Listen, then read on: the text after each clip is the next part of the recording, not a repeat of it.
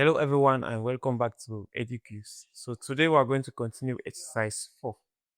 Exercise 4 also it's a quite short exercise. So exercise 4 goes thus.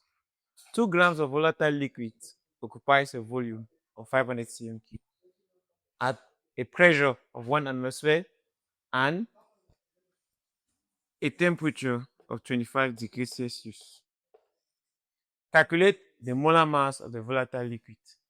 So in this case, you'll be in need of the ideal gas constant because the exercise is linking the volume, the temperature, and the pressure.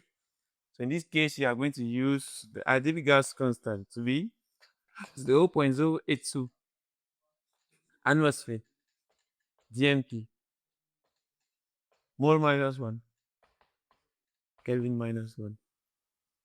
So the exercise is a quite simple exercise because we solve something similar in the course of the mole concept as a topic. So in this case, it's an exercise. And in our next video, we'll see how to solve the exercise properly and detailedly. Thank you for watching. Follow more on EduQs.